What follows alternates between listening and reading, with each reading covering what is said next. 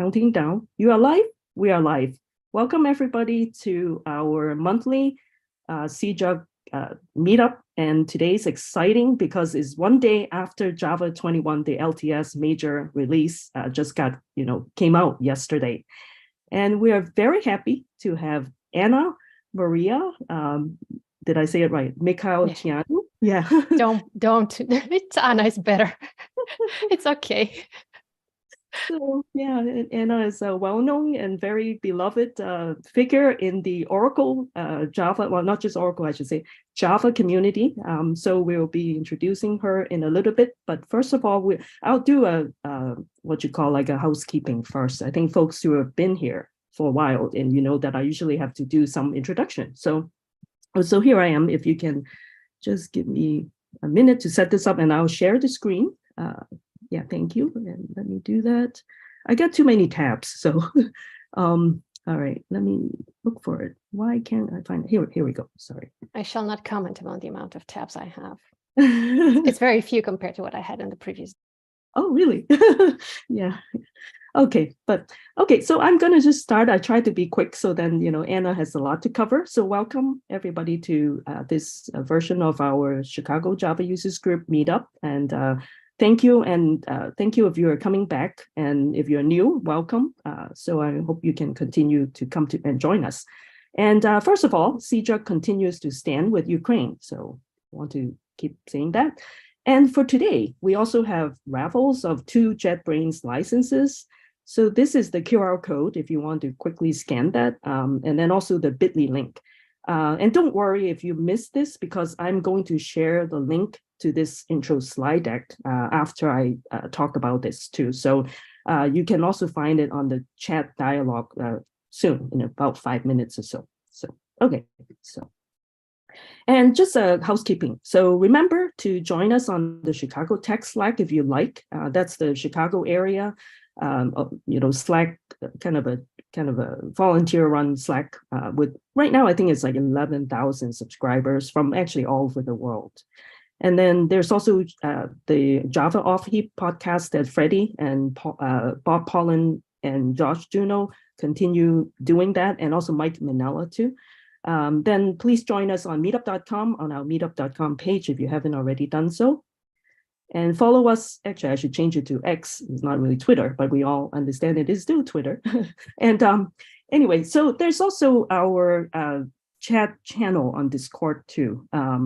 And this is how you can join us there. That's the link, the short link. And then also the channel for today, we have set up a channel specifically for more focused discussions afterwards with Anna too. And so Anna, if you want to join that too, you're welcome to.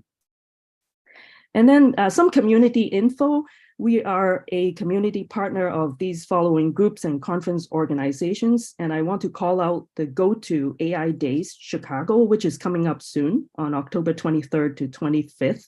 And I actually, next page, I'll share with you also a code where you can get 10% discount, as well as just to remind you, there will be a raffle for a free ticket too, if you are indeed interested in attending that for free. So we have one raffle for later drawing. And then there's also defitjobs.us. We Are Developers is a big one in Berlin, big, I think like 20, 30,000 people conference. And JCon, which is many versions. There's in person in Cologne recently, and then there will also be one virtually in November. That's the Java magazine, or Java Pro magazine folks organizing that. And then there's also Developer Week, as well as we are JetBrains kind of beneficiary of JetBrains donating to us the licenses too. And okay, so go to AI Days Chicago, just quickly point out this is the website, and October 23rd to 25th. And then as you can see, CJUG 1010 is the code that you can use to get a 10% discount. And again, please stay tuned for a free raffle ticket if you're interested in attending in person. And then upcoming events, we may be jointly doing a meetup with George Saab from Oracle, the Java Platform Group, the senior VP. So he may be able to do a in kind of like off of the GoTo AI Chicago conference, because he'll be speaking there, and he may be willing to do a separate meetup for us too in October. So please stay tuned. And then also in the fall, for the rest of the season of fall, we'll have speakers from Temporal and also Digma too. And then other confirmed speakers, they confirmed, but just haven't been able to find time, would be Venkat, Alina from the Grau VM team, Josie Pomalt from Oracle, and Marcus Halbert from Vaden too, and a couple more speakers would like to speak for us too. So those probably will be in 2024. And then we also still kind of thinking of, if there's time, we would do an meetup and a conference style meetup. And if you are interested in speaking at CJUG, please submit your proposals to present at cjug.org. And we may consider actually doing another lightning talks too, which we haven't done for a while. And if you are job seekers or recruiters, please join our CJUG group on LinkedIn. And this is the link to it and also the QR code. Okay, now just a word about our sponsors. We have JFrog continue to sponsor us. This year is on the silver level, and they were gold for us for 2 years previously too. So, and then there's also FusionOff. They are the first year silver sponsor for us. And then all of our friends too, the whole Java community, and in particular, just a shout out to Atlanta JUG, Boston Java User ACM chapter, Garden State JUG, Kansas City JUG, New York Java SIG, the oldest one in the US, and then Pittsburgh JUG too. And then today, our special speaker. Okay, now we get to there. Anna Maria Mihalceanu. She's a senior developer advocate with the Oracle Java advocacy team. She's also a Java champion alumni because she joined Oracle. So she has turned into an alumni for the JC program. She's also a certified architect, and she was previously with IBM and Red Hat. She's also an international conference speaker and the co-founder of the Bucharest Software Craftsmanship Community. So welcome, Anna. So the stage is yours now. Let me stop. Thank you for the introduction, Mary. It's very cool. That's more than I had in my slides. So let me share again. Hope everybody can see my screen. So I'm going to try to cover a lot today. I'm hopefully going to cover everything. And my presentation has also some examples. I will join the Discord afterwards to have a conversation with you, because I would love to talk to you more and to answer all the questions. So yeah, looking forward to those. So yesterday was JDK 21 release. Everybody was very excited for that, and it's available for you to download it. I will not present myself again because, well, Mary has done a great job on introducing me. So you can find me on Twitter, you can find me on Mastodon. And as Mary said, I'm part of the developer advocacy team, where we usually handle the learning part of newest features of Java. So we're also in charge of managing the content on dev.java, on inside.java, but also we are having guest authors there as well. So the content there is mostly tutorial-like, written by people that you might know within the community or within the Java platform group. So it's all verified and validated. That is safe to use at work and for learning. And in the presentation today, you're going to find some of the links there that can get you to more details. Maybe you didn't know about those specific, let's say, resources, and you want to look into more of that. So I thought to start with a little quote from Alan Kay.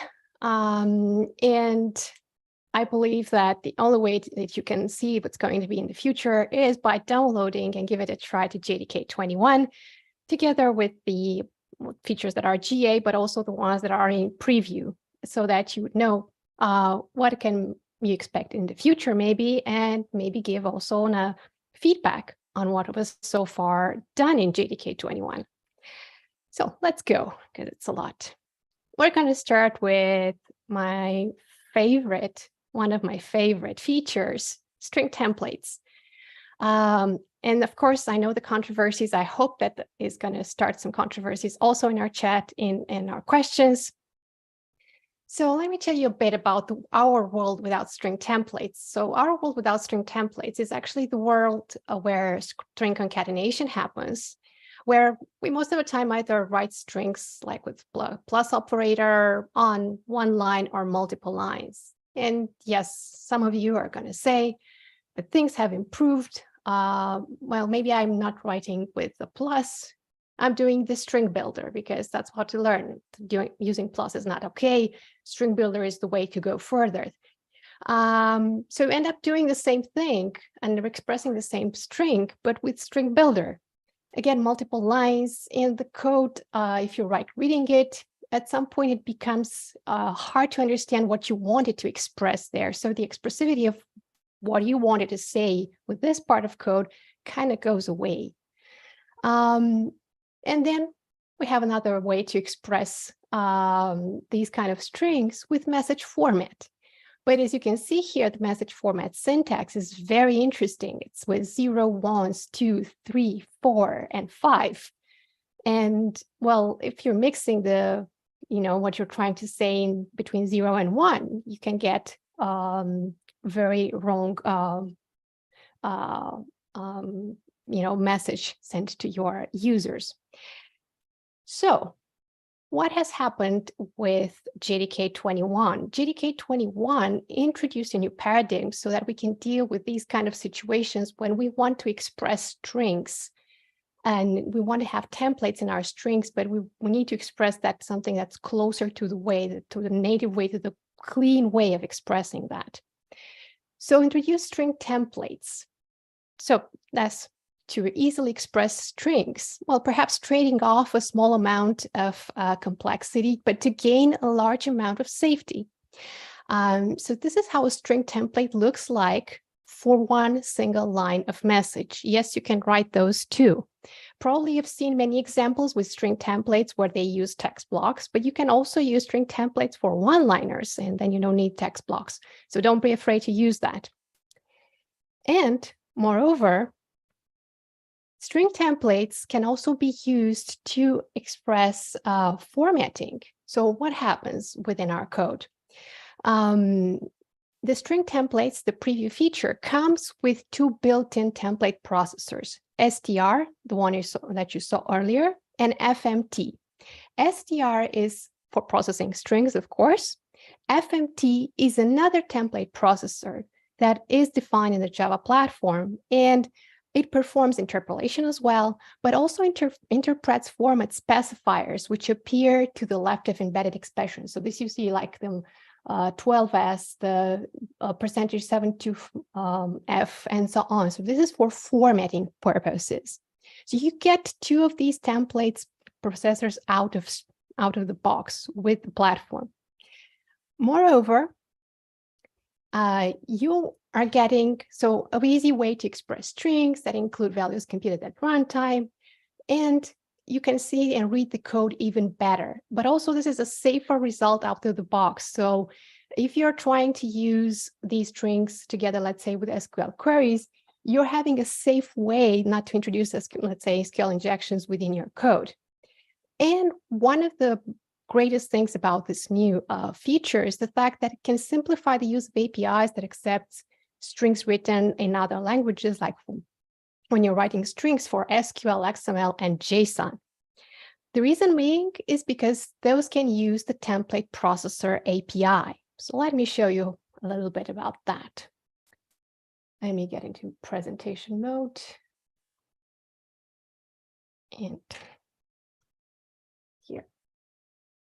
By the way, the code is shared at the end, so you can find it in the repo. It's not hidden. Okay, so we started a bit with, and I said with this JSON processing, and you can see here an example of custom processor. This custom processor is not returning strings like in most of the situations that you saw earlier exposed by me, but it returns a JSON object. So this means that you can use the template processor to either make your own processors, or maybe the libraries can use this to make their own processors and improve the way that they are doing templating themselves. And can see how expressive this is, because I have a record person, and I can go directly in my code and say that, okay, for this JSON, it will take the person's name, it will take the person's address, and it's going to replace that on the spot. Yes, you can see some of the issues here with formatting, with IntelliJ because it's not aware of this preview feature. However, when I'm running it, it's no issue with -- enable preview. This is one way of using the string templates. However, some of you are going to say me like, okay, maybe I'm not going to process JSON like this, and I'm not going to use the template processor, but I need a more real use case. So one real use case that I actually encountered recently was when I was writing a custom converter for one of the demo applications I'm preparing. So this custom converter, probably you've done it yourself as well. I was using this converter to store in my database a JSON, and of course to read that and transform it into an entity. In this case, I'm not using an entity, I'm using a record, but in that the similarity is still there. So in this case, I'm doing this processing, and if I want to test this further, I have a few options, right? And I have done it this way as well. So first of all, before text blocks, I wrote a lot of these JSONs when I was testing my own data, and I was hard coding and repeating everything all the time, and all the time tabbing or adding the \n so that I can say that's the next line. It was cumbersome. It was not beautiful. Then there was the next part where I wrote this kind of JSON when I had text blocks available. So again, it was better because I didn't put the \n anymore, and I didn't need to use the tabs and specify the tab as well and other parts. But look how ugly it looks like here with the JSON formatted part. And again, I can introduce mistakes. Maybe I am in a hurry, and again, I can inverse the name with the age and put wrong things in my JSON just because it's a lot to process. So how is that we can do it better? We can do it better by actually expressing what we want to be there in our template. So in our string template here, we're using directly the person name, the age. We can go in depth on that record, on the address, and get the street, the city, and so on. And we can show the lists of the hobbies of a person in a very, very meaningful way. So we get directly those hobbies. We're not just putting a pattern there and, okay, put a string, doesn't matter what is there. We're actually connecting to what we try to mean. And let's run this lovely class. It works like a charm. Hopefully. Oh, no tests were found. That's good. How can you say that no tests were found? It worked earlier. Okay. That's funny. How can you say that? Okay. Earlier when I tried this, it worked. And I don't know exactly what happened with my IntelliJ in between. This unsupported class version, so you're probably using the different JDK and it doesn't know what it is. So it complains. Okay, thank you. So there's something that I haven't liked, and I don't know why it's keep happening doing this. It resets my VM options all the time. So it's quite annoying. Thank you. Thank you for help. So yeah, I kind of see this as annoying because it resets my my settings all the time for the classes, even that I didn't close this project since I opened it.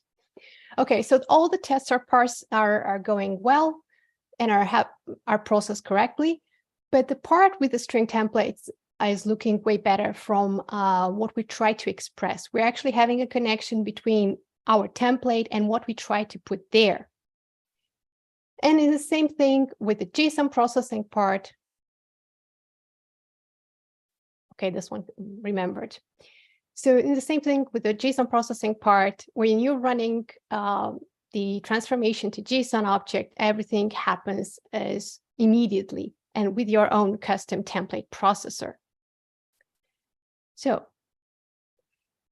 this means that the string template processor can return any objects of any type, not just string. It can also throw checked exceptions if processing fails, because maybe the template is invalid for some reason.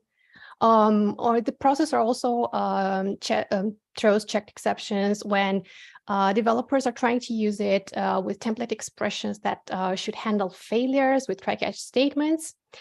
And in my case, well, returns a JSON object, which is not that rare, by the way, when working with JSONs nowadays, and given the fact that we're most of the time working with APIs. So I hope you like this. And if you want to know more, there's an Inside Java newscast that I made on string templates. It was earlier this year. And of course, you can read a bit about string tap as Redux by Jim Lasky and Brian Götz, which is a written part of the string templates. Without further ado, and because there was already something in my code that was using that, I want to tell you about sequence collections and what this new feature means in the new JDK 21. This feature is not part of any project, so it's just core Java, but it's going to help us with dealing with some unpleasant way of writing code and more. So historically speaking, Java collections frameworks lacks a collection type that represents a sequence of elements with a defined encounter order. And well, look here, it lacks a way to get the first element, and it's not a uniform way to get the first element or the last element. So lists handle it in a way, sorted set has its own method, link hash set has its own method, its own way of getting the first element, or it doesn't have it. So yeah, it's not very uniform and it's not very pleasant to get that. And most of the time we've written a lot of list get zeros, and what's most unpleasantly, list get list size -1 to get the last element. Now, a world without sequence collections is not just the way a world that, doesn't have a way to get the first and last element. Iterating in reverse order is neither there. All of these collections can be iterated forward with an iterator, and we all know that, right? With enhanced for loop, with a stream or to array, and so on. But iterating in reverse is different in every case. And you can see here how iterating in reverse happens for each collection type. So navigable set, deck, and list have its own way of dealing with that. So it's not a uniform way. And yes, probably we're acquainted on how to do that with each collection type and itself, but maybe there's a simpler way. So what happened is that in JDK 21, the term of sequence collection was in the term, and of course, the implementation of sequence collections have been introduced.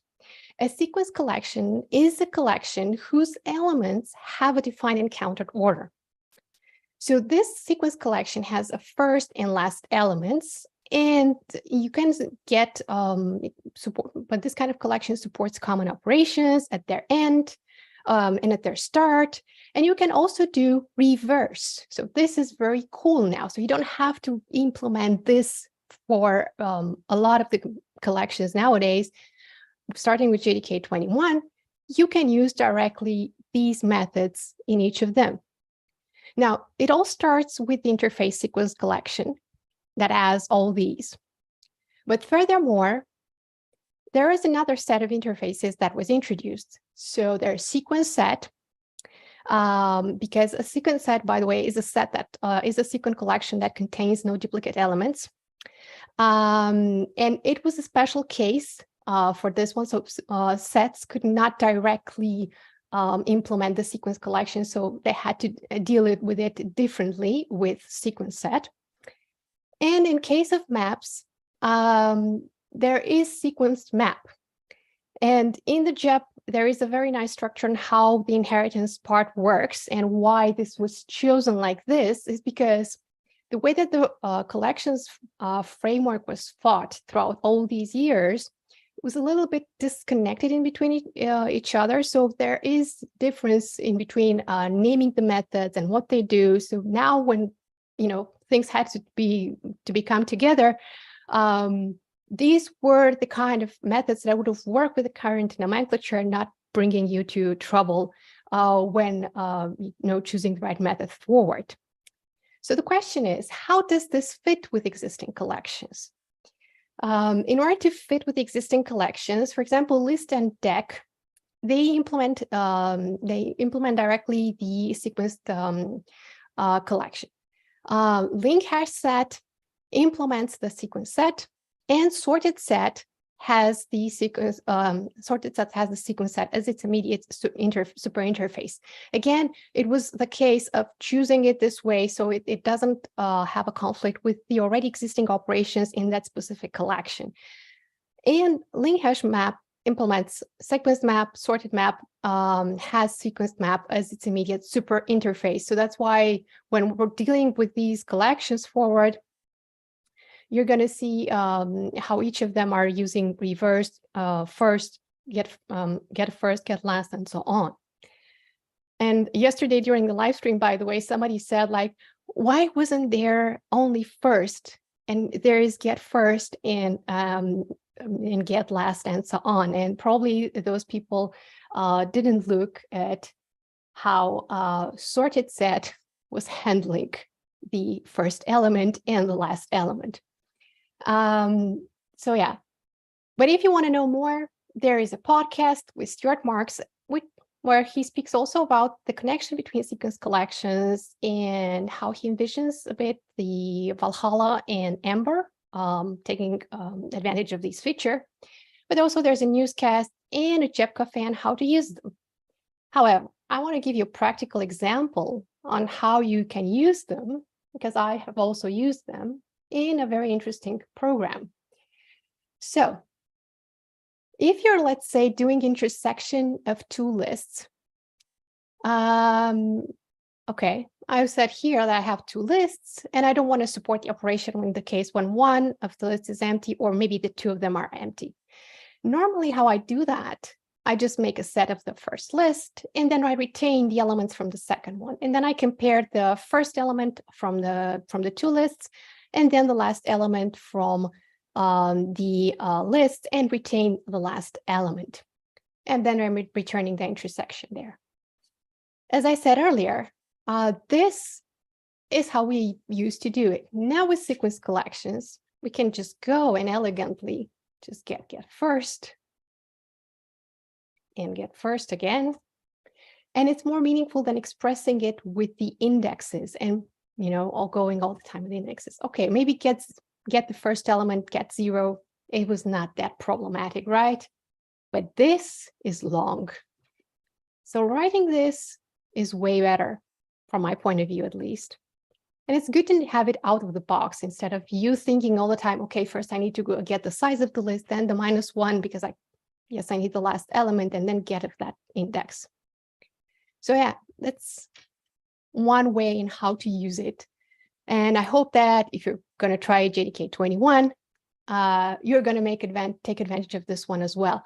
This is not a preview feature, so it's GA, and it can safely be used without any issues. So that's just one use case for that, but I'm sure there are many more.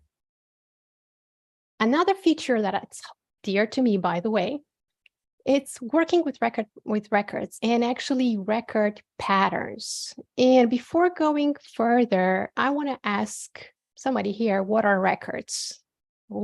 Can somebody tell me what are records?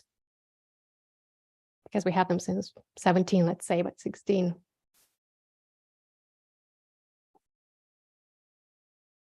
Is everybody muted? I sort of think of them, and I've heard Brian Getz call them nominal tuples, in that you declare the fields of the record, and then things like the accessors and equals hashcode and toString are provided for you. That's the advanced definition of records. I call them transparent carriers of data. That works as well. Thank you. Yes, in common language, transparent carriers of data, because that's how you have to think of them. They carry data for you, and they're great for us. And we kind of, started to love using them, especially for when we're dealing with data transfer objects, as we're not needing to write those getter setters, and we're just customizing per the needs of the toString or maybe other methods that come from interfaces that can implement as well. So records, Java supports new and more expressive ways of modeling data, and pattern matching can now streamline the use of such data. So you can write more, code with more semantic intent when you're modeling it, right? And in case of pattern matching and records, it all started with, well, let's say with Java 16, when before, we were doing all the time this. We were doing the instance of, then we were casting to the, if we were lucky, it's instance of, we were casting to the class that we needed it. Then we were using it. And now we can just use directly the class, which is really, really cool. Now, pattern matching in records. Well, is Java 16, the way that you were using the instance of, and if the record had more fields, you were just having to get exactly of that field and then work with those fields further. But if Java 21, you can just work directly with the fields, and it's working like a charm. Okay, well, let's look a little bit more complex examples and show you a few things, because I don't like necessarily my slides and how code looks in slides. Okay, I think this is my code, yes. So let's start first with expressing the rectangle. In expressing the rectangle and its sum of the rectangle, as I said earlier, I can now express the sum of the rectangle directly with x plus y. Secondly, I can also look and expect my polygon, which is different, expressed here, and look at how rhombus is being defined with a more nested parameters. For example, let's look at how rhombus is. It has a record line, another record line, so short diagonal, short, this shouldn't be short diagonal, it should be long diagonal. I was in a hurry on this one, meaning. And yes, it was the long diagonal, and then the angles, a list of angles. And the starting point that I want to express of the long diagonal, I could just say long diagonal dot start. So just access that directly, no more assignment to a variable, and then go and use that variable in my code. Another way that you can use record patterns in a JDK 21 is just going at instance of, and when you have these kind of nested records, you can access directly the value on the nested record. So we have here a line that has 2 points with start 1 and 1, and you can just get it directly from there without going and saying, okay, get the line and then get the start 1 and so on. And the last way to use it is by looking at the line and get directly the start. So you can get exactly the point there. Also with vars, I wanted to look at also with vars, so if you're not interested in having the rest of the record defined there, like I did here above, like with line and angle, and you don't use them further, there's no need for you to declare them like ceremonial, like that. You can just go and you define only what you need and nothing else. So these were the complex parts that I wanted to show you, and I prefer to show them in the code, and I'll also go in the code with this one. But probably you've already tried switch expressions, and the fact that switch expressions and pattern switch statements are exhaustive and using exhaustive switches. In the case of exhaustive switches, the switch block must have clauses that deal with all possible values of the selector expressions. So this case here, I know it's terrifying, but because the polygons can be either triangles, rectangles, or rhombus in my case. I had to define all the possible pairs to make the switch exhaustive. Otherwise, you're going to get an error that the switch, not all the cases of the switch were treated in this case. So that's one way and on looking at the switches, and that makes a nice connection to the next part, which is actually looking on pattern matching for switch. So if you want to know more on how records are, put here the sequence collections part, and I shouldn't. So there's a clean application development with records, sealed classes, and pattern matching. And of course, there's a recent article that was written by one of the Java Platform Group's members regarding the fact that Java records are not only great in code because it looks nice and great with the code, but also they are faster. So you get some performance there. There are also some directions in which record patterns can be extended. So a feature that a lot of folks asked about is var-args patterns for those records that have variable arity. So people are looking into that and bringing that to a reality. Unnamed patterns, and of course, patterns that can apply to values of arbitrary classes rather than only to record classes. And these are just potential futures at the moment, but definitely depending on how people are going to express that. We love that. We would love to have that and get involved in the conversation with the community. The voice of the community will be listened and probably will be implemented as well. So the next feature I want to talk to you about is code clarity with pattern matching for switch. And I want to ask now another question. Why are you using switches?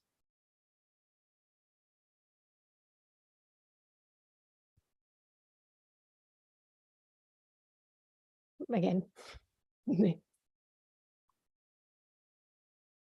So in which case?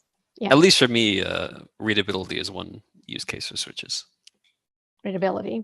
So you don't write a lot of if else, or Yep. sorry, else if. Yep. Okay. Sometimes I do it for efficiency when the thing I want to switch on is a complex expression, and I don't want to repeat that in all the if else's. Great. That's good. Great.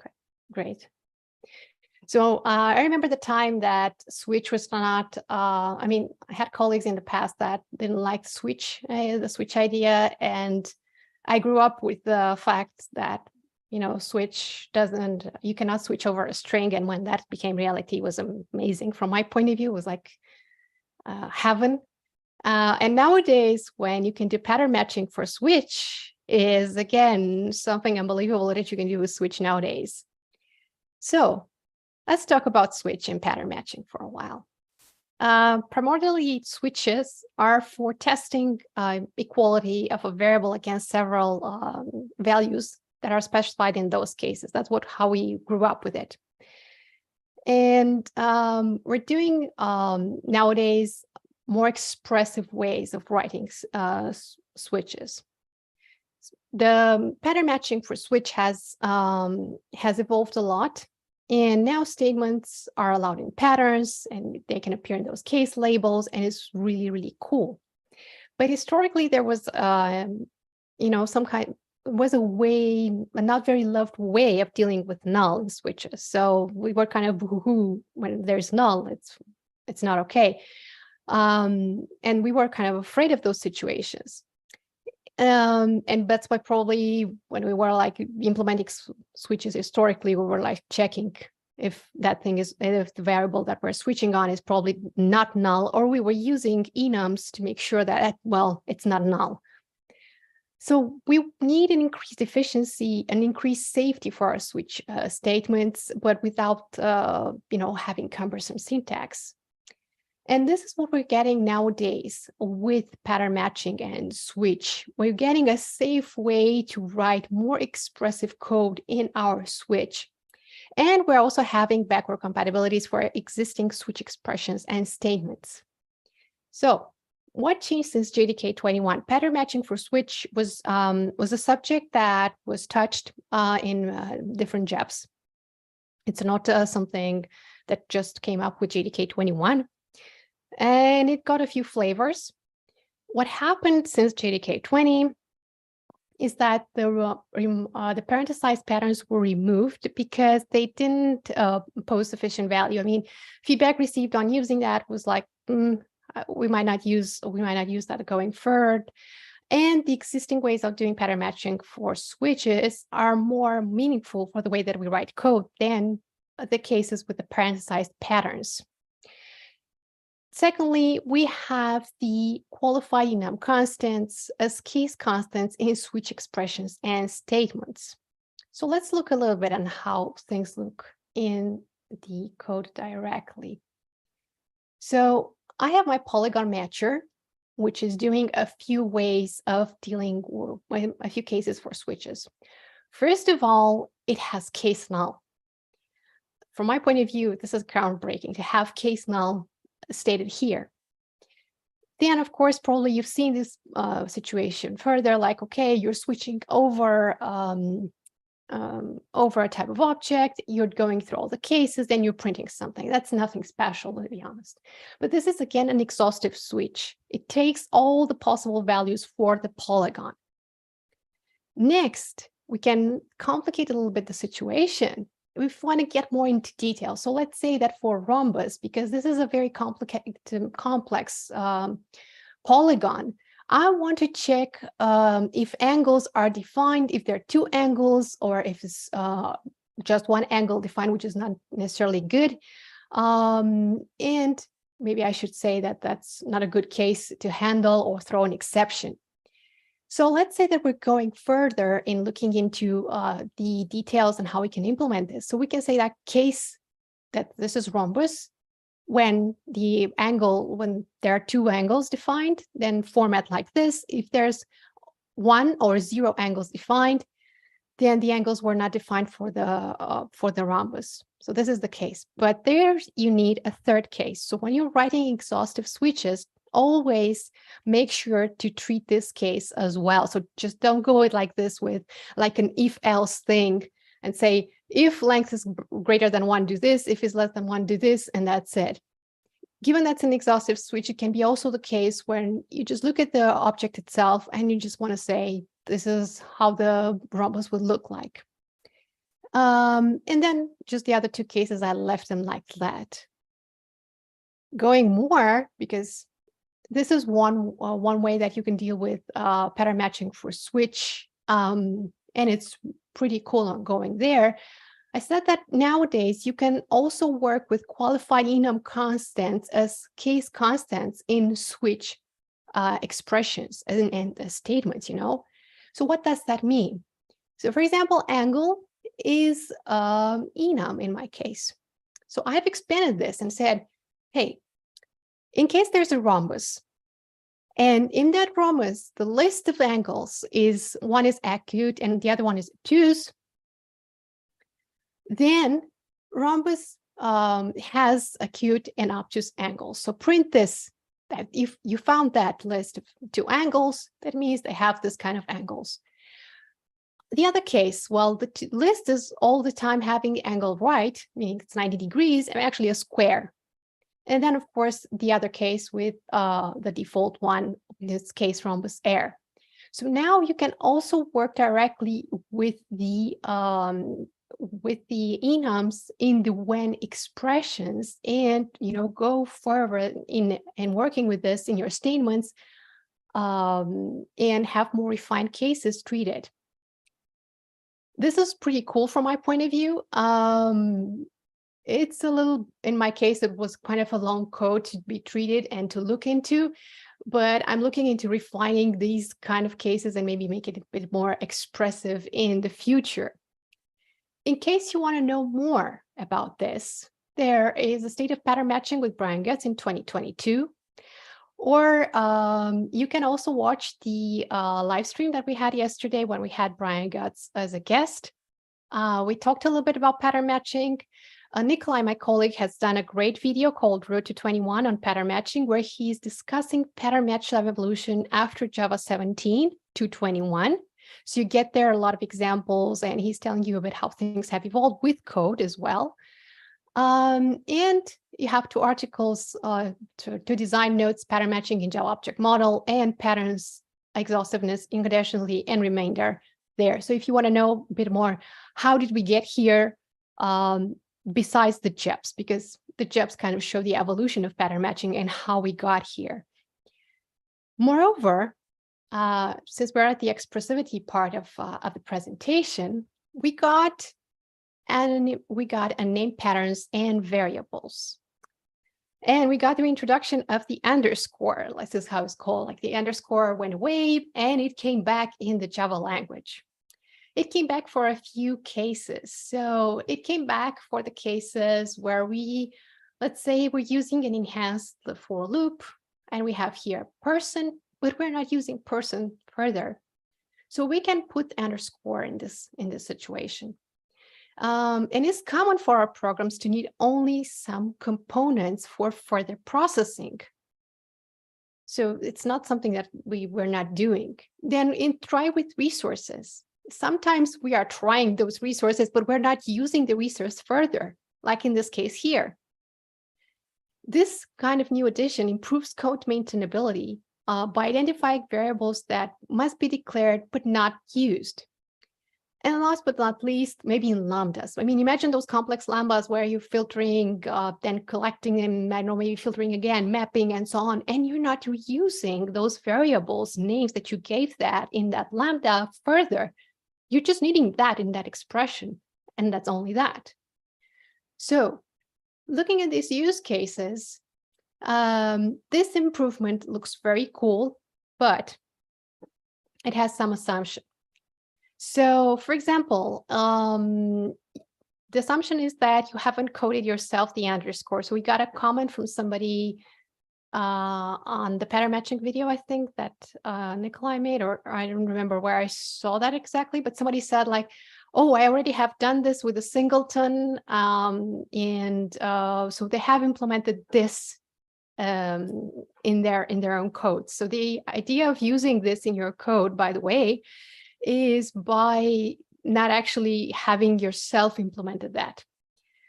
But there's another case that maybe you have code written in Java 7 or earlier, and you haven't recompiled it after Java 9. So yeah. But in case you're having such code and you want to try JDK 21, the assumption is that it shouldn't be that difficult for you to change that. And thirdly, some cases where you're using when these variables are present that you can have with underscore are sometimes flagged by the static analysis tool. So this is not something that you would overuse. You are the one in charge that uses the static analysis tools, and those will let you know if you should use the unnamed variables, or they will flag you the non-use of this of such variable. So for example, if you had variables that you were not using in your code, most probably your static analyzer would have told you like, hey, you're not using this in your code. Maybe you should get rid of this variable. This is for those specific cases where actually the variable makes sense, but you don't need its name further. Another nice way that the language has improved, also part of Project Embark, is the unnamed classes and instance main methods. This is another preview feature, and is meant to help, firstly, the folks that are learning Java nowadays, and they would like to have a fresh start with it. So our beginning in Java was like this. Let me find my hello world. Yes. Okay, let me code it again. So our beginning in Java was public static void main. Okay, args. And then we were saying,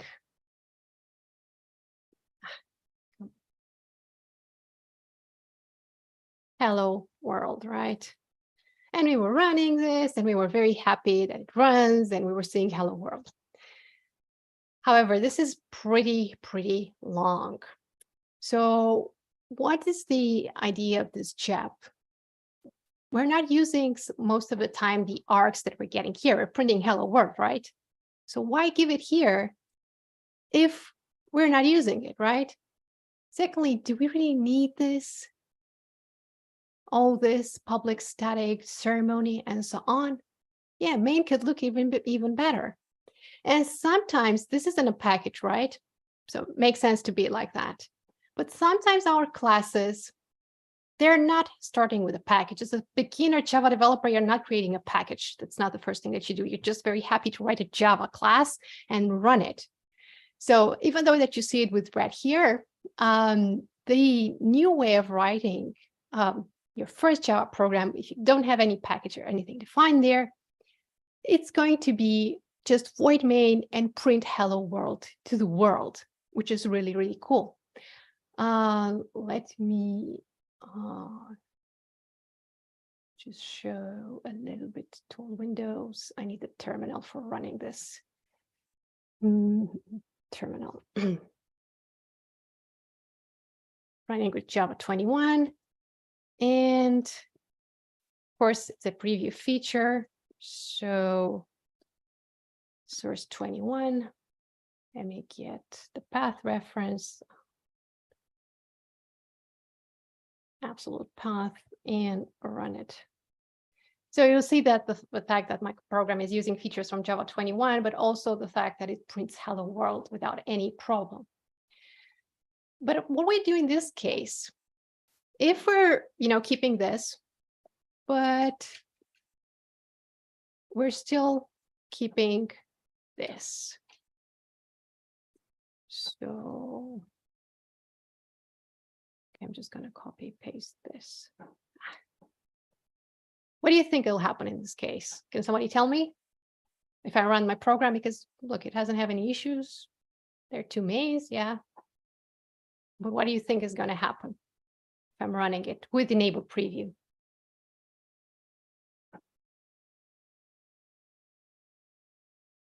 Do you think it will run it? Tell me something is wrong, will print something.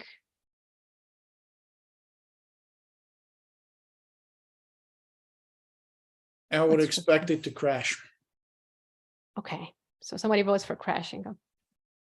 Like the confidence. Let's try. Source 21. I think. Yes. I think it will act like an overload. Closer to that. Of main. Yeah. So yeah, it would actually use this one, even if I'm using enable preview. And let me tell you what happens and how this works and how the precedence works. So the invocation order when selecting a main is like this. Firstly, if there's a static void main of string args method of the non-private access of non-private access, meaning like public protected package and so on, declared in the launch class, that's going to be the first one set. So if you have that one, it's going to look at that one. So it's going to look at public static void main first. Then it's going to look at if there is a static void main method of the non-private access class declared in the launch class. And thirdly, is going to look at there is an instance method of non-private access declared in the launch class or in the inherited from the inherited support class, because we can have that situation as well.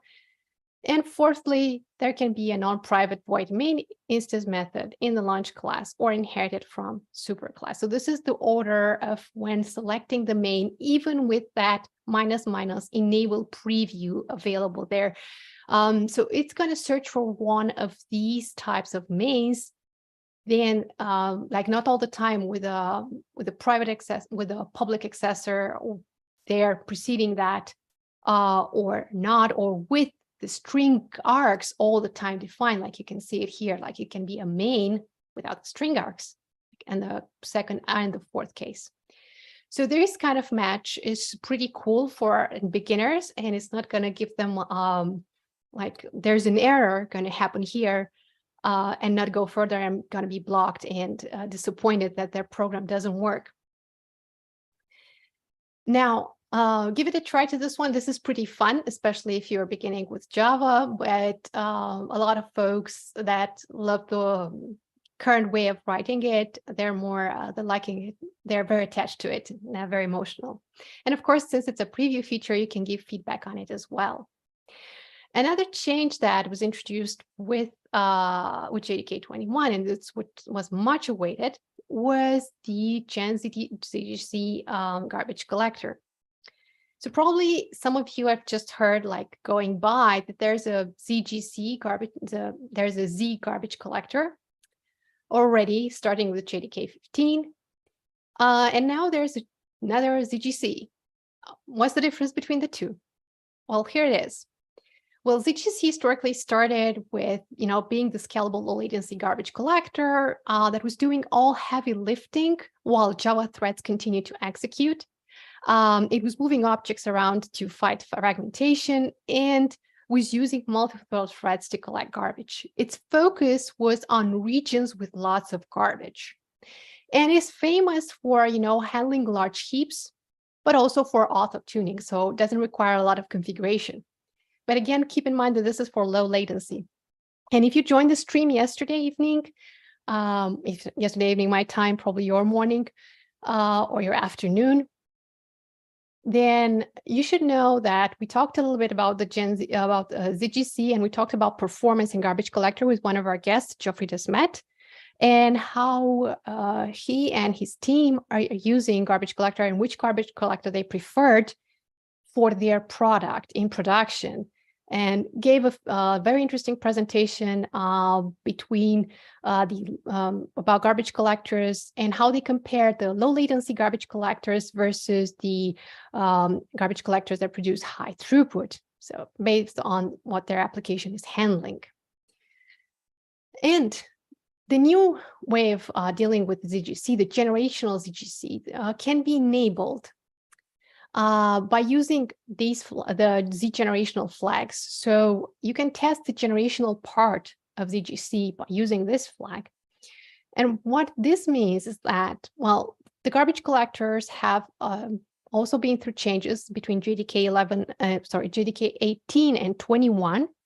And now they work on with generations. So since this has changed as well, of course, ZGC adapted and offered better performance with lower heap headroom, lower CPU usage, and of course, more automatic tuning.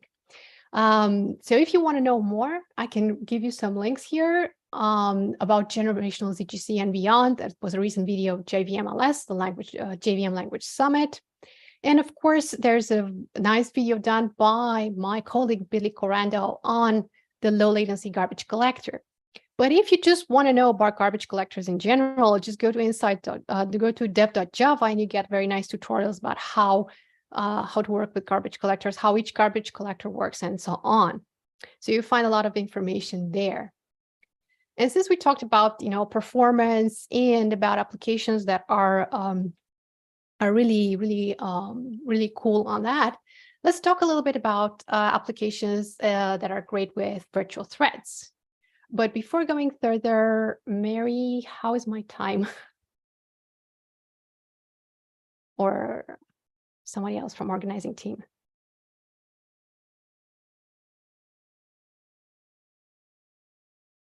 Oh, sorry, Anna, did you say something?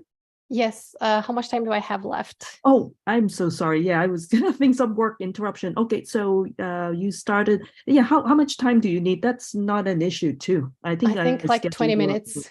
20 minutes. I think that should be okay. And then folks, if you can't stay, don't worry. We're having this, being recorded as well. So yeah, please take your time, Anna. So thanks. 20 minutes is fine. So yeah. Thank you.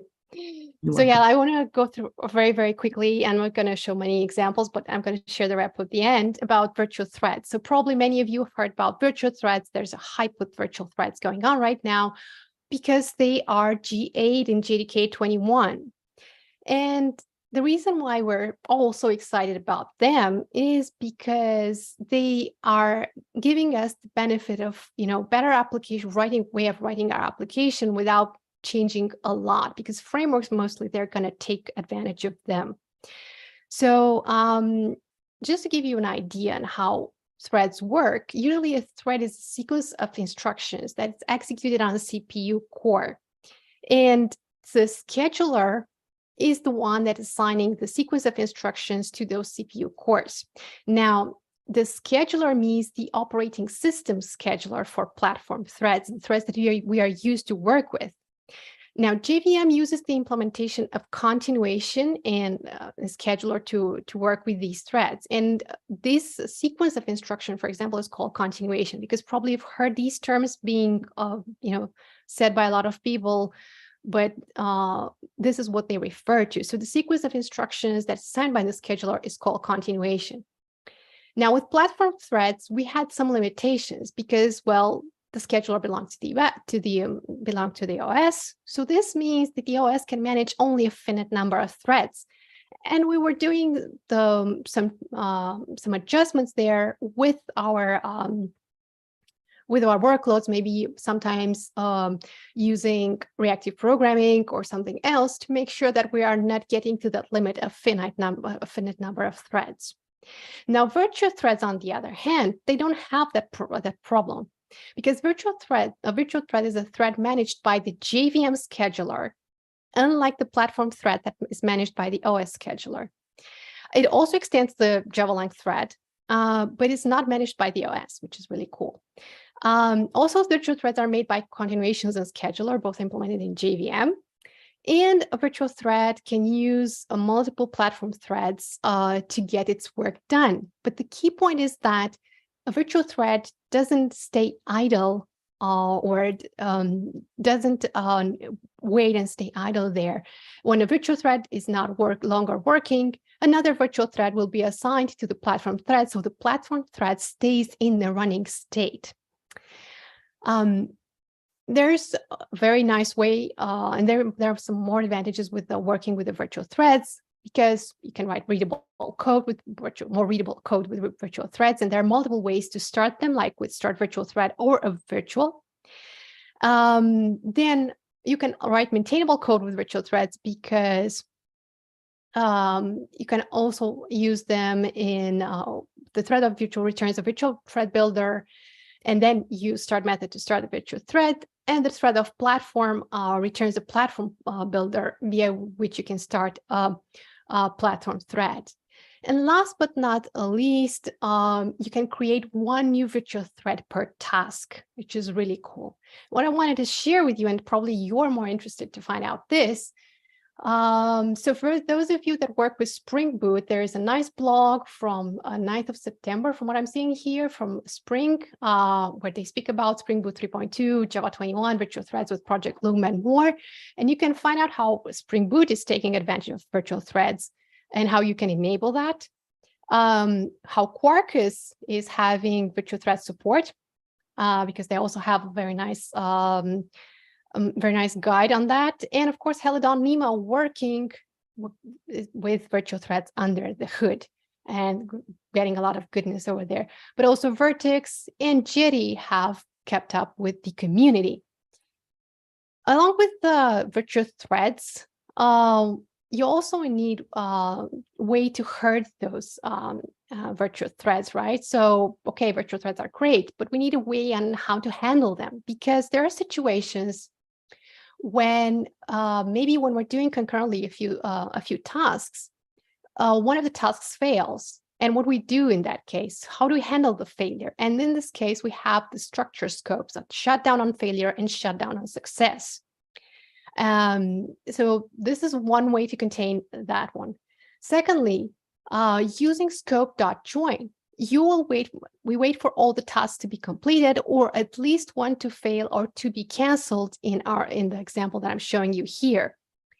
So the new approach brings a few improvements over the older one, because as soon as an error occurs in one of the subtasks, all other subtasks get canceled. So none of them hangs over there. And when the calling thread is canceled, the subtasks are also canceled. So the structured concurrency creates a relationship between threads, and this is very important. And of course, there's a very transparent success and failure policy that can be defined across children. And of course, you can see that in thread dumps as well. So the applications having high concurrent requests with fewer CPU operations and threads spend significant time just waiting for higher throughput.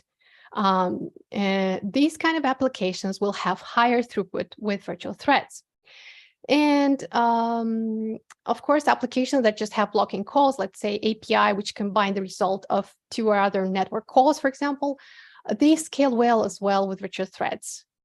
And last part of Loom, but still in preview, the scoped values. The scoped values enable safe and efficient sharing of immutable data between the components without resorting to other method arguments.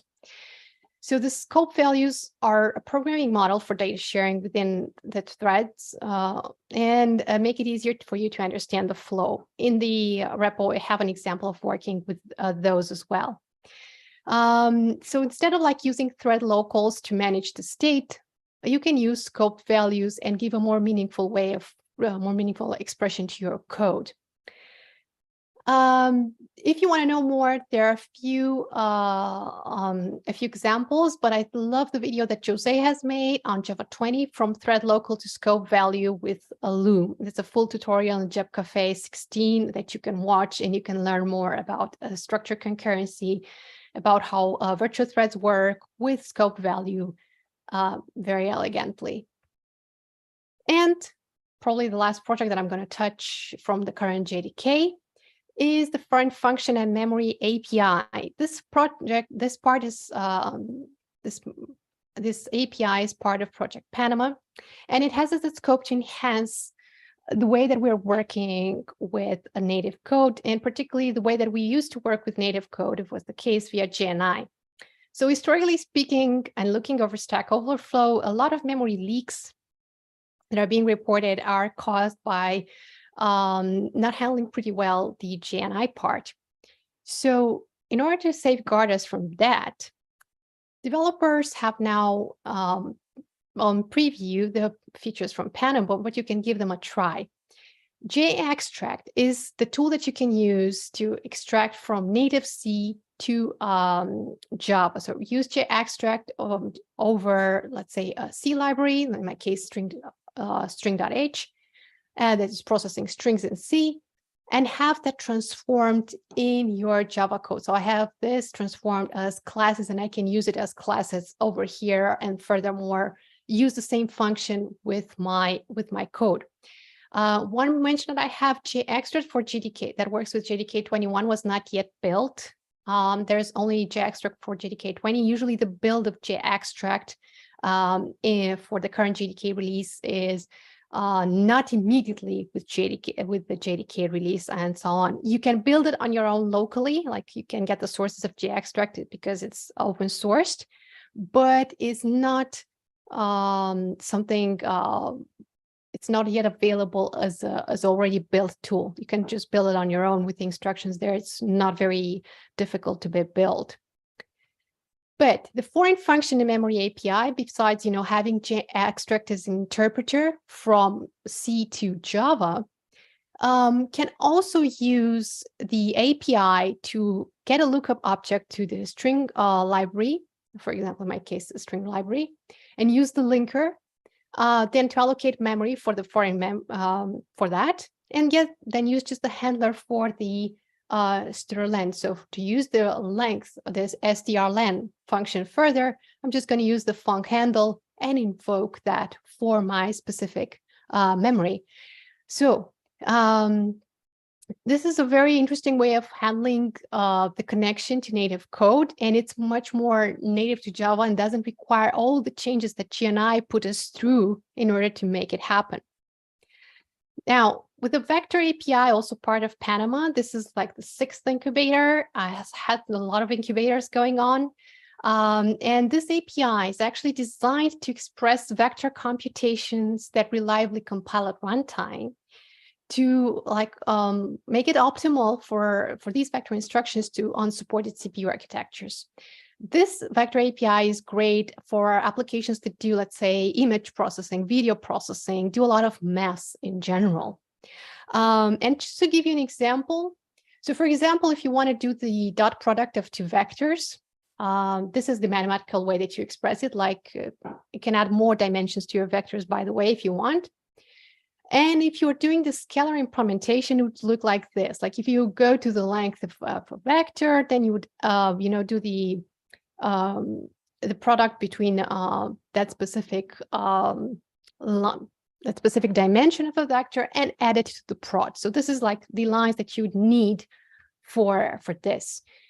But if you want to do the, let's say, the vectorized output, the one that uses the vector API, what we do here is that we are iterating over array chunks.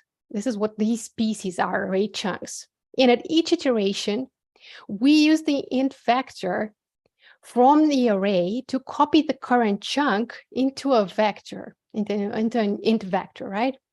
Vector A and vector B. And then the prod is going to use a different operation. So it's not going to use the operations that we're using in scalar, but it's going to use a mul and, of course, reduce lanes in this one. So it returns a value accumulated from all the lanes of the vector. This is a terminology that's specific to this to the API, and probably at the moment it's kind of difficult to grasp if you're used with the scalar way of working. But in order to optimize certain operations that use a lot of math, this API is great for that. So if you want to know more, there's a Jab Cafe, which was recently published on that, on how you can write fast Java code with Vector API.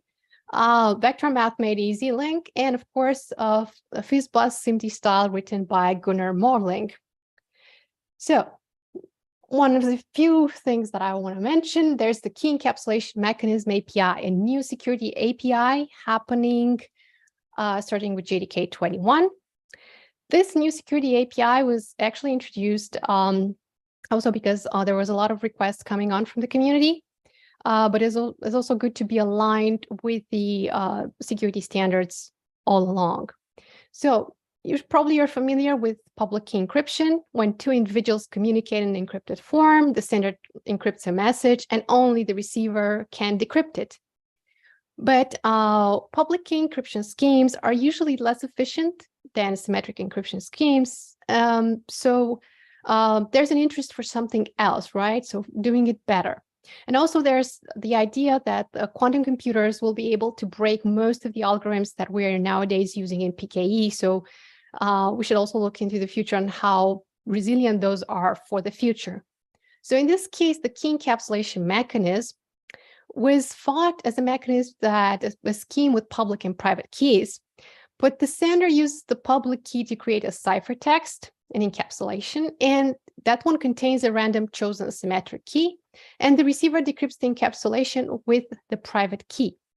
But unlike the traditional cryptography methods, this key encapsulation mechanism does not require padding. It uses the properties of the public key to derive that secret, shared secret key.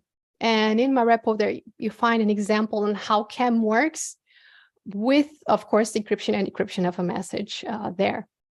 So first you can use CAM to transmit shared symmetric keys, and later on to efficiently encrypt data using a symmetric algorithm. And because somebody asked me at some point, and how can the receiver be sure that the shared symmetric key is from the sender? Well, to answer that, usually there you have a certificate from a certificate authority on both sides that one side uses for when making that key, and the other side, it uses that certificate to validate that the shared key is actually coming from the sender and not from another third party. So the key encapsulation mechanism API works with three parts, with a key pair generation function, key encapsulation, and key decapsulation. So it's pretty straightforward with that. And if you want to know more, you can watch two videos that I've made on Java security, Java 21 security, and of course on key encapsulation API specifically.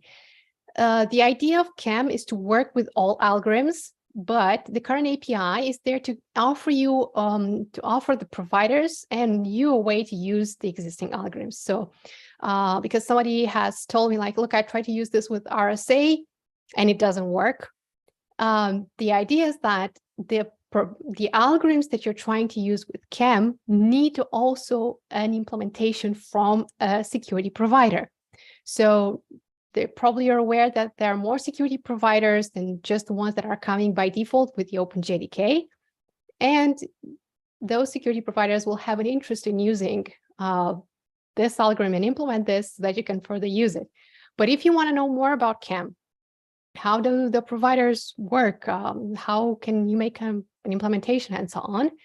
Let me know and I'll provide you an example and everything that you need.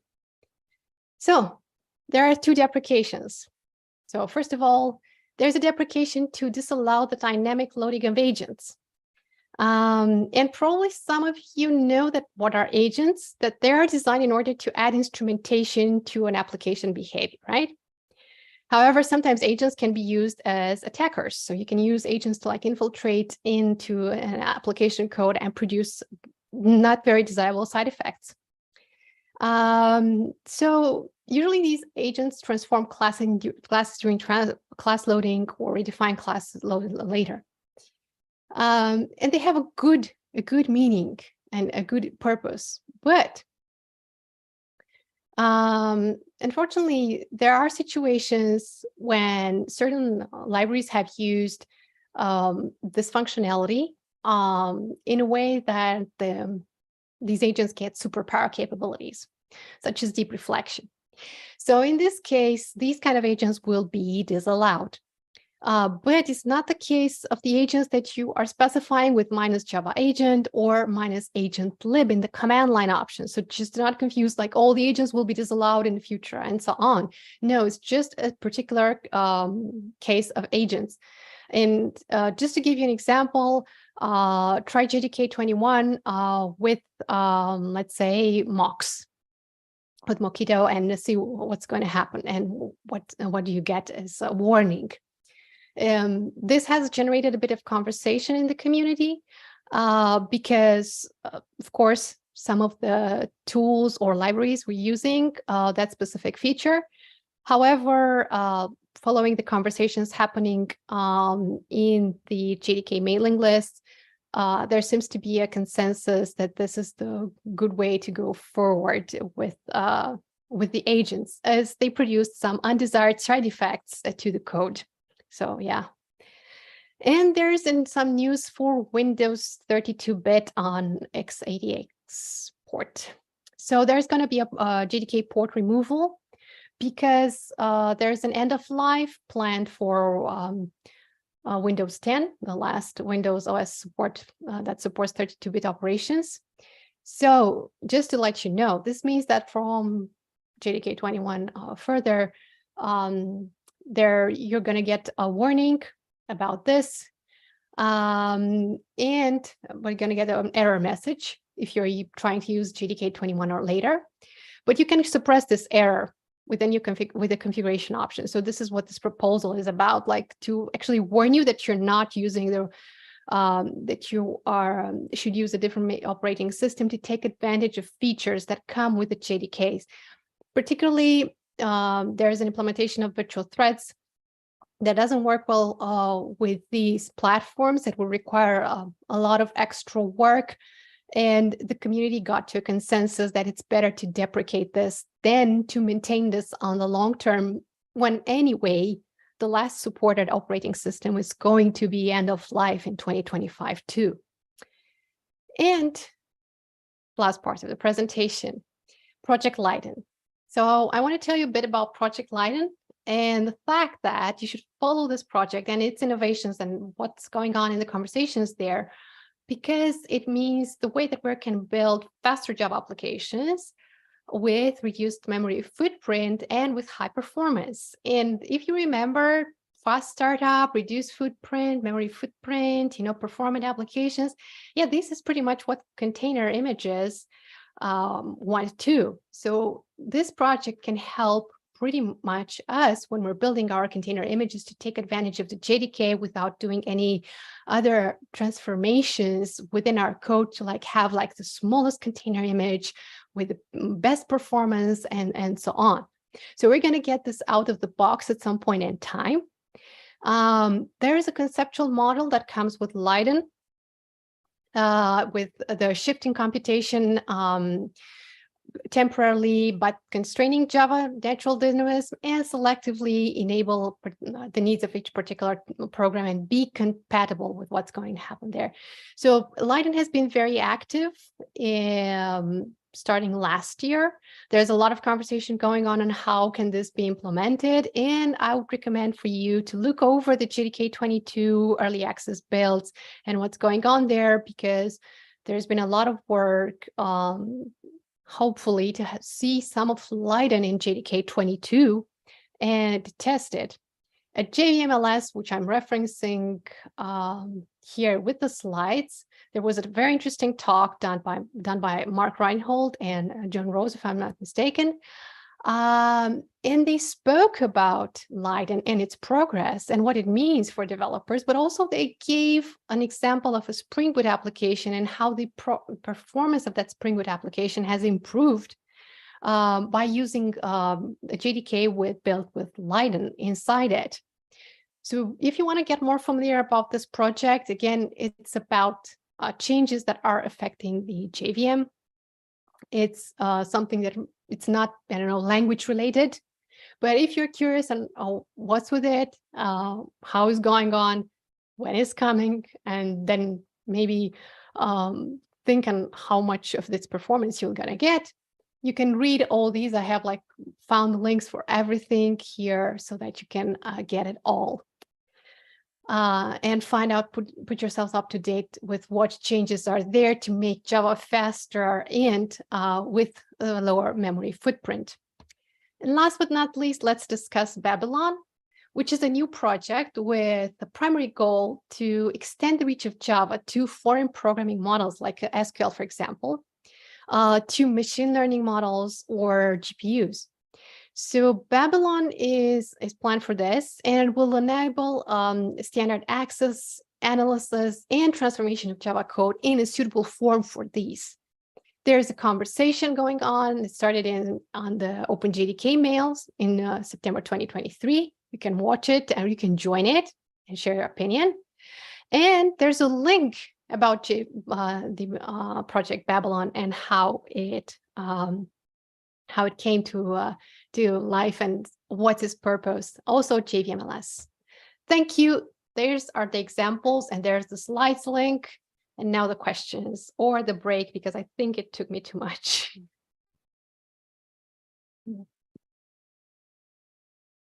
Thank you, Anna. And then folks, please send your questions to Anna. Thank you so much. It's really, an amazing, depth that you have gone into. So thank you so much, Anna. Thanks. I didn't expect to run this much, but I really wanted to show the code with you. And I really worked on the examples to make them a little bit approachable. More code will follow with more real examples. So initially I thought to build it on a framework, but then, yes, I preferred to keep it a little bit agnostic. Thank you for having me, and I'm welcoming your questions as well. Mary, if you want to share the screen again. Oh, yeah. The share, you mean the... yeah, maybe for the Discord or the raffle. Oh, that one. Okay, hold on a minute. Let me switch to that page. People are waiting for something. For something, yeah, that's right. Well, we do have raffles too, but I thought let me ask folks, if you want to ask questions first, so we, you can also reach out to me on Discord. I think once I'm going to join that, and we can talk in detail. Sure. Now let me go back. I'm searching for that screen. Okay, all right. Let me share the slide deck. Although I've also shared the link to the slide deck too, so you can also get a hold of that slide deck. And let me get back to this slide deck. Share it. Okay. So first of all, right, we are going to have the raffles. But in the meantime, folks, please send your questions to Anna too while I'm showing these, raffles, QR code, and bit.ly link. And so, yeah, if you didn't want to do that, and then let me go over then to the Discord link. So this one is the Discord link where you can join the discord.gg. That U25G437 is where you can join our Discord channel. And then, if you go to the channel, the one below is the specific channel that I've set up for Anna to kind of continue the conversations with anybody. So. Yeah, it says you must be a member for at least 10 minutes to send messages in this server. Oh, really? That's yes. It's a new rule I never knew about in Discord. Yeah, does anybody know? That is surprising. I didn't join a channel for a while, so yeah. Oh, okay. Weird. Yeah. Well, anyway, I'm connected with you, Anna. If you have trouble getting to it, let me know. We'll fix it. So yeah. Yes, but folks, so this was like very fast at some point, and I think I went through a lot of content too fast, but I'm looking forward to having your questions and maybe asking me something in particular about a project or about a feature that's in JDK 21 would make more sense. And yeah, going more in depth than just the presentation. It's a lot to cover. And also JDK 21 came with some fixes that meant a lot. And yeah, the release notes are just flowing with information and also the tooling part. So for example, JFR got a new command, which is very useful. And I've been using it. So for example, for troubleshooting a memory leak, it's way easier to use JFR on its own with that one and maybe not go to JMC, to Java Mission Control, to JDK Mission Control to see the specific snapshot and analyze it. There's a lot of great content coming up to life. And of course, if you didn't give it a try to other features from JDK 18, 19, or 20, you can give them a spin now when they're GA. Like I've heard conversations when people are saying like, yeah, I just want to see this GA and then I'm going to try it. But yeah, there's a lot of great stuff going on within it. And I just love the way that the flow goes when writing Java code, especially if you're using frameworks. And speaking of frameworks, the adoption of virtual threads is pretty good, apparently within the frameworks as well. So earlier, before I joined the JUG, I saw an article written by Clément and one of his colleagues on Quarkus and virtual threads. So yes, the community is pretty active. Josh Long, I saw him posting a lot about virtual threads, about Spring Boot taking advantage of that. So the community and the frameworks are really Yeah. welcoming the virtual threads being G8 and available. So yeah, you're going to see a lot of good stuff coming up after this release and with this release. Thank you, Anna. Yes, exactly. So yeah, I think everybody seems a bit quiet, but I think may just take some time. Folks will come up with more questions, then you can contact Anna as she suggested. Oh, wait, we do have somebody, Shyam. Oh, it's just future sessions are in evening time. It will be really great rather than afternoon timings. Yes, Shyam, the reason we have it in the, kind of midday is because Anna is based in Amsterdam. So it's already evening time there. So we want to run it. So then it's that will make, otherwise we'll have to have Anna get up in the middle of the night for us. I've done it once. Yeah, I've done it before too. Yeah, and it's I know what. Yes, just to say it, Mary was was gracious enough to say like not to go with the 3 a.m. morning session for me at least, and that's why we're having it in the middle of the day. And I would have loved to be there with you, but unfortunately there are some personal reasons involved why I couldn't fly over. So yes, and it would have been difficult to fly over yesterday after JDK 21 live stream. This is when you need teleportation. I mean, I keep saying we need that, and also cloning. Yeah. So yesterday somebody said that we need 3 Brian guts, and yes. cloning and teleportation are needed nowadays more than ever. That's funny. Yes. Yeah. Wow. Amazing. Yeah. And not Java cloning, because we have that for a while. That's true. Yeah.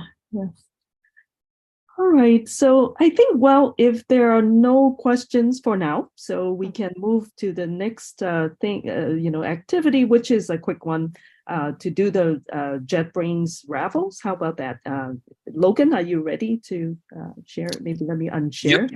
Yep. Let me give it a shot. Okay. So I should have everyone in here. And so if you are present, then you're eligible to win the license. I believe we're giving away 2, correct, Mary? Yes, that's correct. Okay. So if you do see your name selected, please do respond in the chat. Otherwise, we'll keep picking until someone present is selected. That's it.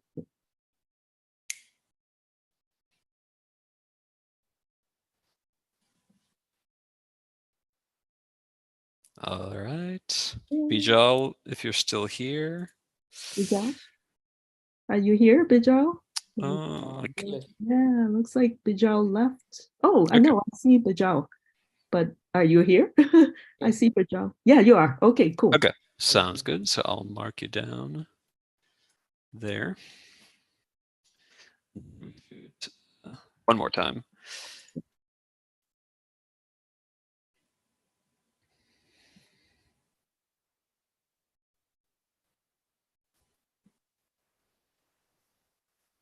Stephen, are you here? Yes, I am. Excellent. Okay. So both of you will receive an email from me with the activation codes. So congrats for winning. Thank you. Thank you. Yeah. Awesome. Thanks, and congrats to those who won. Yeah. Awesome. Great.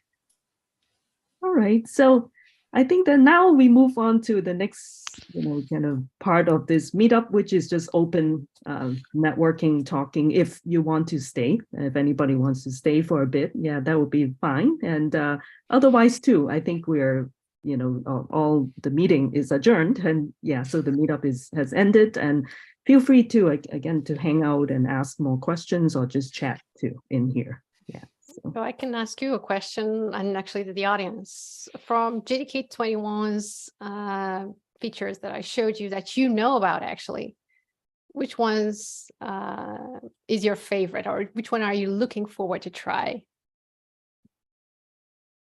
This is an open question to everybody, so feel free. Yeah, anyone?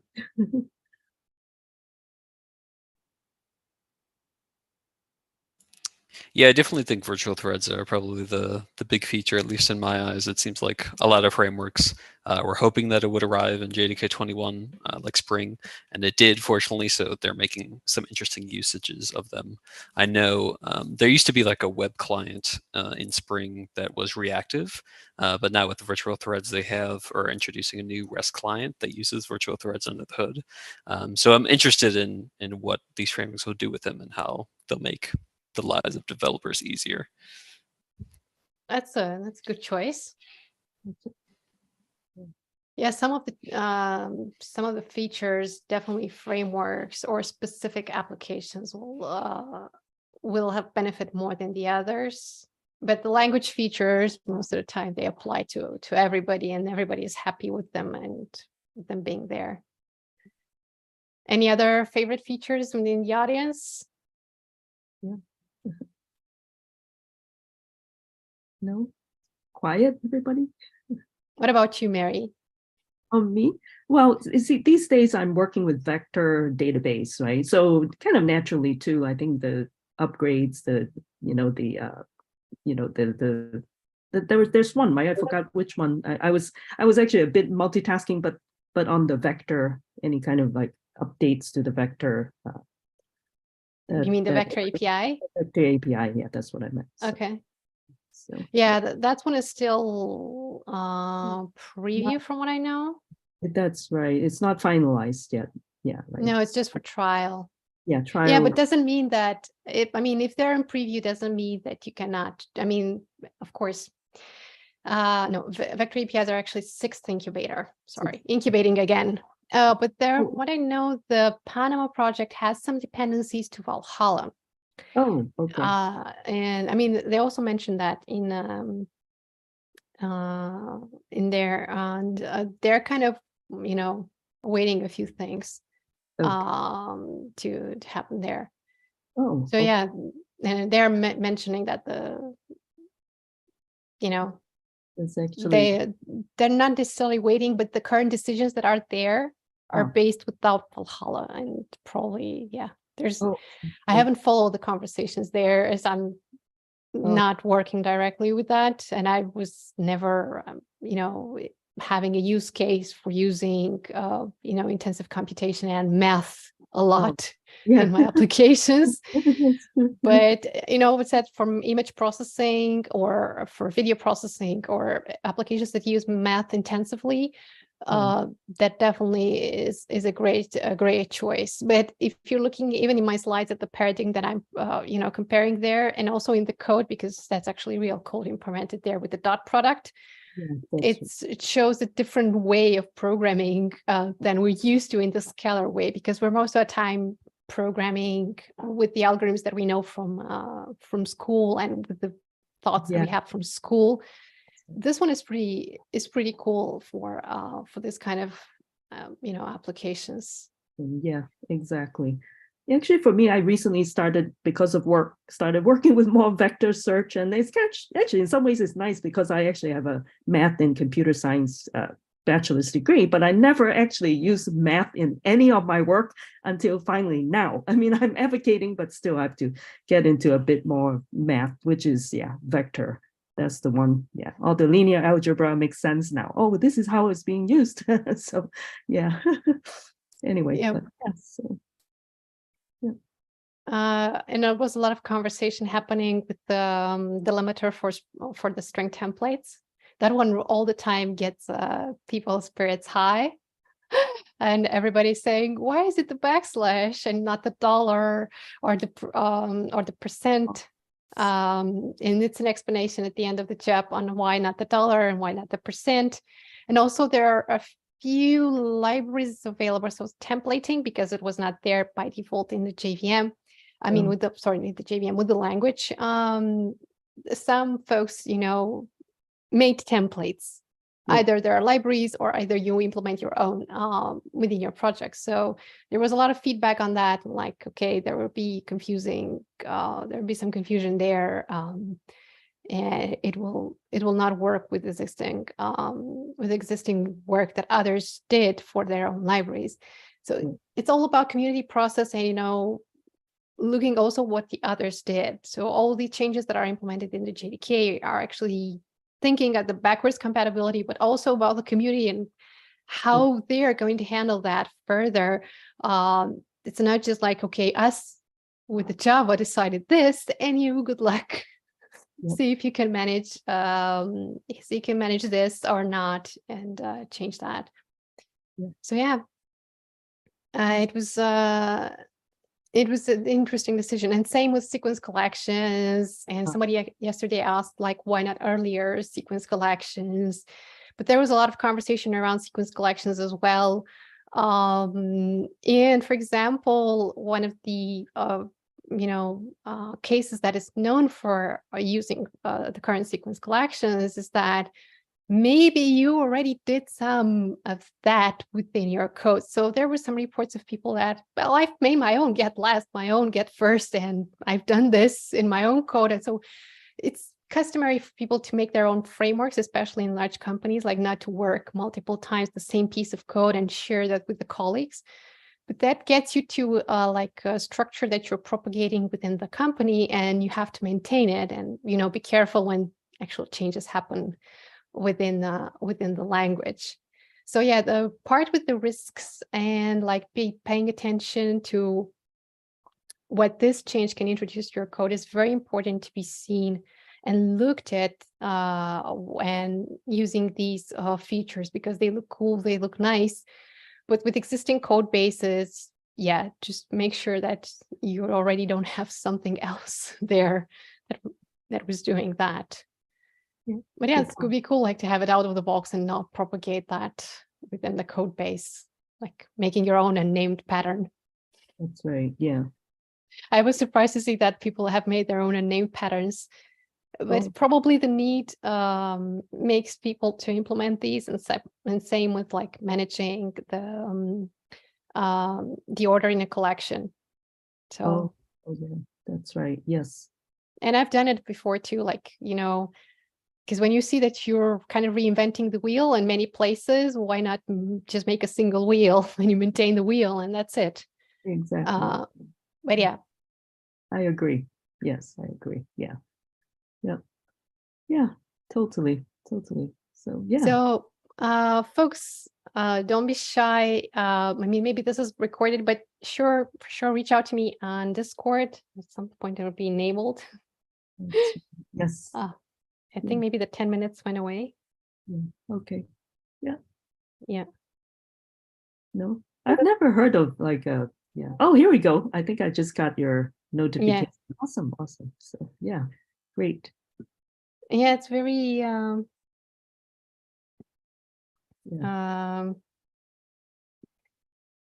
maybe it's a very new thing. I also joined Discord channels, I think 2 months ago. Okay. And it didn't happen for me to have that. Yeah. Well, new features. New, yeah, that must be a new thing. Yes. Yeah, now we know. So awesome. Awesome. Yeah. Okay, well, maybe I'll just stop the stream, but we can continue talking as well. So let me we'll go find that. Yeah, that's end stream. And okay. Yeah.